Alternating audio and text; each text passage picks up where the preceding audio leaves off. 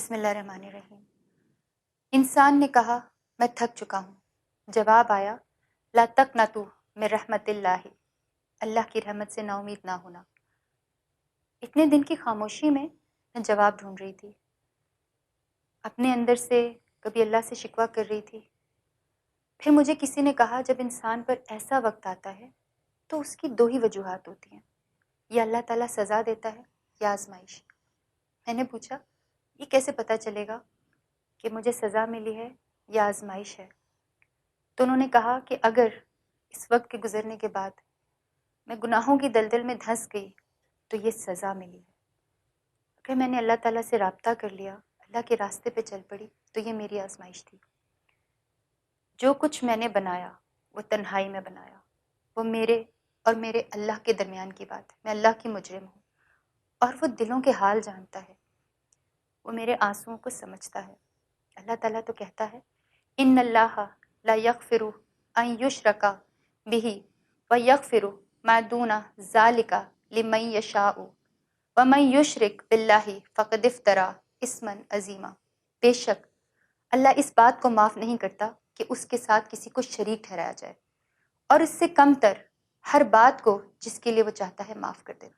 پھر اللہ تعالیٰ ایک اور جگہ کہتا ہے قل یا عبادی الذین اسرفوا علی انفسہم لا تقنطوا من رحمت اللہ ان اللہ یغفر الذنوب جميعا انہ هو الغفور الرحیم۔ کہہ دو اے میرے وہ بندوں جنہوں نے اپنی جانوں پر زیادتی کر رکھی ہے، اللہ کی رحمت سے مایوس مت ہو، یقین جانو اللہ سارے گناہ معاف کر دیتا ہے، یقیناً وہ بہت بخشنے والا اور مہربان ہے۔ جب میرا یہ ڈیٹا لیک ہوا تو ایک دم سے پوری دنیا میں وائرل ہوا، تو بہت سارے لوگ میرے پاس کام لے کر آنا شروع ہو گئے، ٹی وی کمرشلز، فلمیں، ٹی وی پروگرامز، کانسرٹس۔ جیسا میں ہمیشہ کہتی ہوں کہ نیگیٹو وائرل چیزوں پر انفارچونیٹلی ہمارا رد عمل ہوتا ہے۔ بہت ساری خواتین نے مجھے سپورٹ آفر کی، پروٹیسٹ کریں گے آپ کے لیے، کوئی آپ کو کچھ نہیں کہہ سکے گا۔ جن کا جو تھا می ٹو، میرا جسم میری مرضی، لیکن نہیں، میرا جسم میرے اللہ کی مرضی۔ میں نے اللہ کی نافرمانی کی ہے، چاہے تنہائی میں کیوں نہ ہو۔ اللہ تعالیٰ نے مجھے دکھا دیا۔ ایک میری چاہت تھی شوبز میں رہنا، ایک اللہ کی چاہت تھی اپنی راہ پہ لگانا۔ کتنے مسلمانوں نے میرے لیے بڑی باتیں کی، سستی شہرت کے لیے خود کیا ہوگا، کسی نے کہا دیکھ کے ڈیلیٹ کر دوں گا، کچھ لوگوں نے بولا مودی کے خلاف بولنے کی سزا دی، کچھ نے بولا جو عمران خان کے خلاف نظم پڑھی تھی اس کے لیے سزا ملی، کچھ نے بولا آرمی نے کچھ کیا، کچھ نے بولا اس کو اسائلم چاہیے۔ بالکل ٹھیک ہے، میری جگہ کوئی اور ہوتا وہ آپ جیسے مسلمانوں سے اسائلم لے کے چلا جاتا اور بڑے آرام سے اپنی زندگی شروع کر دیتا۔ میں آپ لوگوں سے بھاگ سکتی ہوں، اللہ تعالیٰ سے کہاں بھاگوں گی؟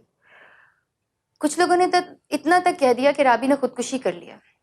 اس وقت مجھے احساس ہوا کہ کسی لڑکی کی کوئی بات معاشرے میں آ جائے تو آپ کیسے خود اسے گناہوں میں گھسیٹتے ہیں۔ آپ سب مجرم ہیں اس معاشرے میں، آپ سارے مسلمان اللہ کو مانتے ہیں، محمد صلی اللہ علیہ وسلم کو مانتے ہیں،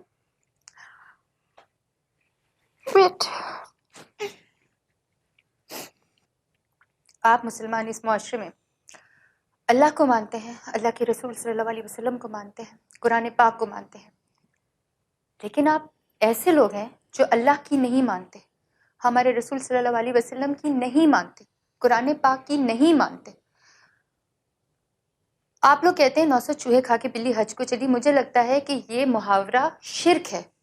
پہلی بات بلیاں حج کو نہیں جاتی، دوسری بات وہ 900 چوہے کھائے یا اس نے جتنے مرضی گناہ کیے ہوں، کیا آپ اللہ تعالیٰ کی جگہ پر اس کو جواب دے رہے ہیں کہ آپ حج نہیں کر سکتے، آپ اس کو روک رہے ہیں؟ آپ کو پتہ ہے آپ کی ان باتوں کی وجہ سے کتنے لوگ جو نیکی کی طرف جانا چاہتے نہیں جا سکتے؟ جن مسلمانوں نے میری چیزیں شیئر کی، ان کو پھیلایا، ان کو سائبر کرائم والے بھی پکڑ رہے ہیں، 2 لوگوں کو تو پکڑ لیا، FIA والے بھی انہیں ڈھونڈ رہے ہیں، ان کو اس دنیا میں تو سزا ملے گی انشاءاللہ، لیکن اللہ تعالیٰ کی پکڑ جو ہے نا وہ بہت بڑی ہے انشاءاللہ۔ اللہ کے نزدیک وہ بہت بڑے گناہ گار ہیں اور انہیں بہت سزا ملے گی انشاءاللہ۔ میں دعا کرتی ہوں کہ ایسے لوگوں کو سزا ملے۔ نام کیا ہے؟ عبداللہ، عبد الرحمن، باتیں سنیں۔ وہیں پہ مجھے بہت ایسے لوگ ملے جنہوں نے بغیر کسی لالچ کے، بغیر کسی مقصد کے میری بہت مدد کی، اتنی مدد کی کہ مجھے ایسا لگتا تھا کہ جیسے واقعی اللہ تعالیٰ نے فرشتے بھیجے۔ میں نے اس سارے قصے کو مجھے لگتا ہے اللہ تعالیٰ نے مجھے نئی زندگی دی ہے، اور آج کے بعد میں اپنی زندگی اللہ کی راہ میں وقف کرتی ہوں۔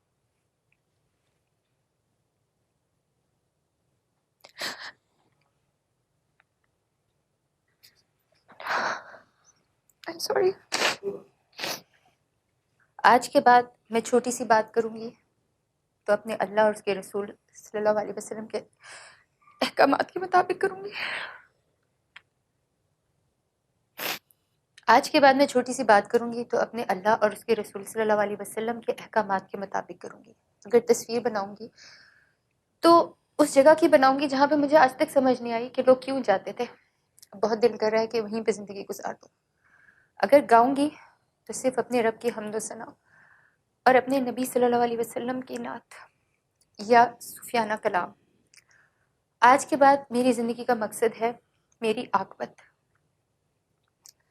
میرے لیے دعا کریں، میرے لیے بہت آسان ہے شوبز میں جا کے پہلے سے زیادہ گمراہ ہو جاؤں، لائم لائٹ میں چلی جاؤں، لیکن اب مجھے اپنی قبر کے اندھیروں سے ڈر لگتا ہے۔ اور بہت دفعہ ایسی ایگزامپلس لوگوں نے سیٹ کی آپ کے سامنے، میرے سامنے، بہت مسلمان ہوئے شوبز کے لوگ واپس پلٹ گئے، جو مجھے لگتا ہے کہ غلط مثالیں تھیں۔ میری طرح بہت سارے ایسے لوگ ہیں جو کہ گمراہ ہیں لیکن لا علم ہیں۔ اگر میری زندگی سے کچھ سیکھ سکے تو شاید مجھے اللہ نبی صلی اللہ علیہ وسلم کے صدقے معاف کر دے۔ میرے لیے دعا کیجیے گا اور کشمیر کے لیے دعا کیجیے گا۔ اعوذ باللہ من الشیطان الرجیم، بسم اللہ الرحمن الرحیم۔